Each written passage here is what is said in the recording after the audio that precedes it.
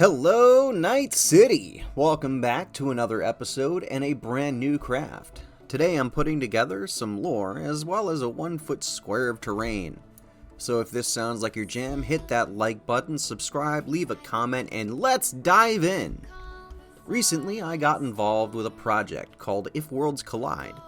It's a wargame system, but if you're here, chances are you already know about the game. If not, welcome! The basic premise of If Worlds Collide is that every reality is bleeding into every other one. Fissures in space-time have opened up, and each faction brought into the fight wants to secure or close the portals for their own reasons. Using models by an artist called Papsikels, who I'll link below if you want to check out, I started building out a faction using the closed beta toolset available on the website, which I'll also link below. So while I build this terrain chunk, I'll interlace some of the lore I've created for the faction I've created along the way. I'll start by building this tiny shrine. On the Ona homeworld, these shrines are erected in every park. Every 10 years, the semi-hive-minded race flocks to this exact spot for reasons unknown to them, but they pay tribute to the Oyamuma, the succubus parent. This exact shrine is said to house the first egg, and carbon dating puts the fossilized hunk at a time when the planet was desolate, and the Ona hadn't existed yet. Even the tree that grew around where the egg shell was located is believed to be the remains of Oyamuma, who's the progenitor of the species and worshipped as a god. So much so that when a new queen is born, she's bestowed the title Oyamuma and respected and loved above all else. The Ona are a single-gender species, all of which are female. As you can imagine, that makes reproduction difficult. They're capable of opening portals, though, to another world by mere thought and at random. Though they always seem to find prey somewhere. From space stations to bathrooms, these psychic beings lure their prey to them, court them for some time, then bring them back to their homeworld to devour them while in the throes of passion. Sort of like giant praying mantises. When the Ona want to reproduce, they simply manipulate the intended victim's genes after having a harvester spider encase them in a web-like cocoon.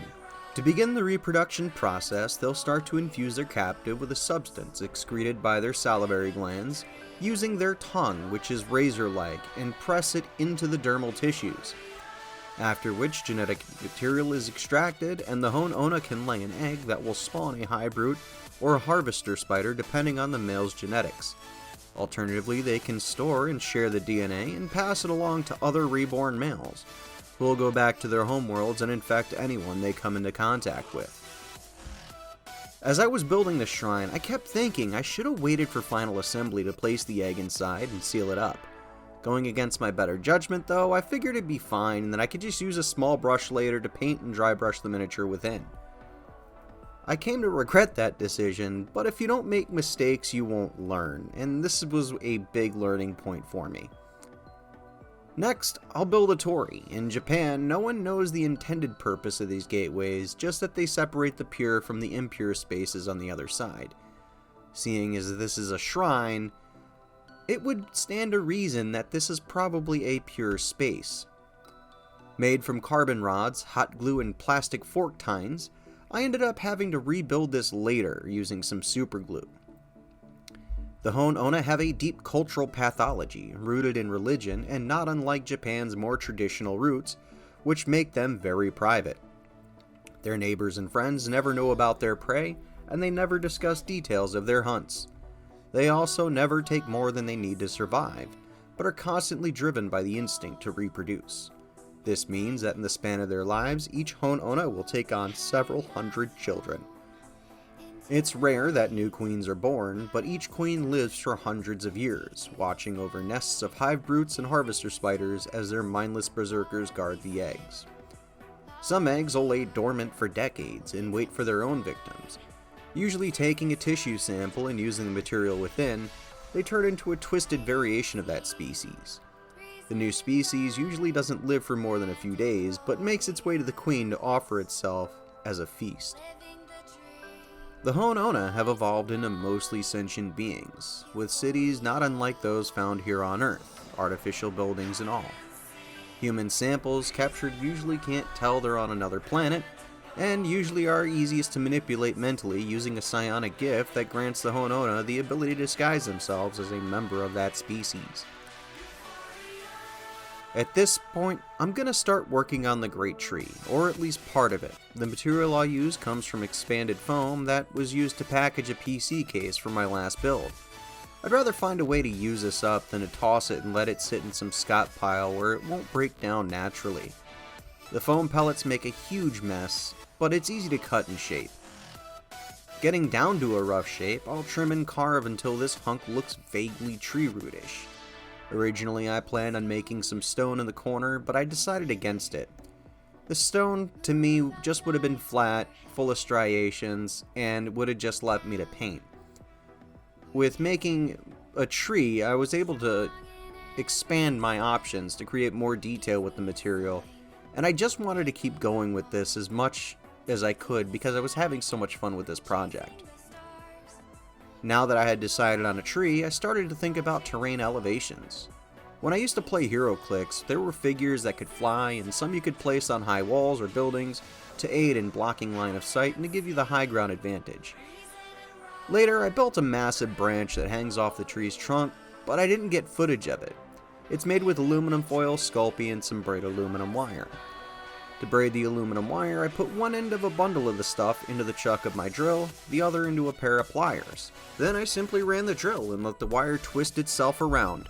This gave me two good and sturdy branches, one that would support the weight of the new limb, and another that would rest against the base of the tree to ensure that it stayed upright. I then packed some foil tightly around the limb skeletons and set about making some tree bark texture for it on some Sculpey using a sandrock texture roller I 3D printed some time ago and just never got around to using. After that, the whole thing was shoved into a toaster oven I used just for Sculpey and had to kind of guess at how long to cook it for. In the end though, some of it burned. I'm pretty sure it's a little bit brittle there, but I was going to paint it and I just didn't think anything of it. After building a platform for a mini to stand on in the tree's trunk, I grabbed some epoxy putty and some 1/4 inch split loom conduit. You can find this at hardware stores under the name split loom, wire loom, or just plain conduit. You can find this at hardware stores, but I got mine on eBay. I then pressed a small amount of epoxy putty into the tree's creases and pressed a section of wire loom into the putty. This gave me the Geiger-esque look I was going for, and it made the tree much more appealing. So I pressed on. Sorry, not sorry. Christ, Nick, thanks. The Honona have technology that far surpasses any known in the universe. Taking on the knowledge of their prey as they drain them mentally has offered them insight on a range of topics, from everything such as particle physics to the best way to get stains out. They've even developed vehicles and communications technology that's more advanced than any other, which makes the species sought after for trade, even under the assumption that traders who deal with them must be female out of fear of being devoured. I continued to press putty into the base of the tree, taking care not to go overboard. I wanted to blend the Giger inspiration into a mostly natural setting, and putting too much of the tendril surface detail in would have muted what I was looking to accomplish. I was really worried about sticking, and some of the conduit took some of the putty with it. Then I tried using Vaseline, to mixed results. Most of the putty stayed off of the length of loom I cut, but the damage was done and some of the putty cured in the gaps between the loom's ribs. Fortunately, I cut enough of the room where I could simply use another side or end to create an impression. Of all the trees on the Honona homeworld, this is the only tree to have the telltale tendriling of proto-life, a bacteria responsible for tendril growth and the way eggshells harden into something nearly indestructible, giving scientists reason to suspect the original Oyamuma might have become that tree after all.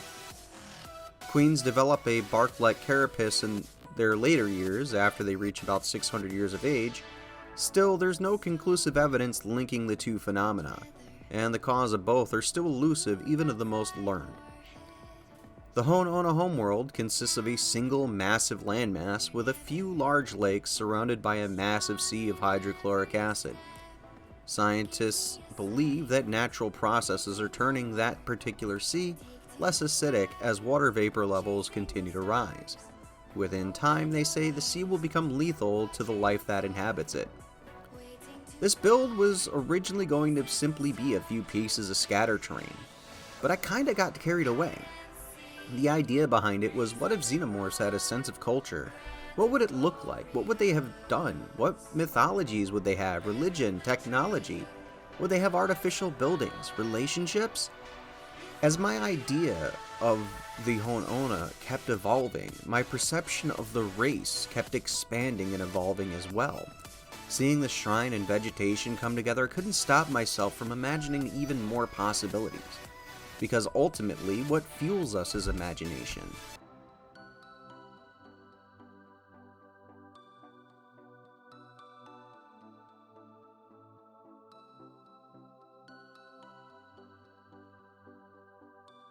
Thanks for watching.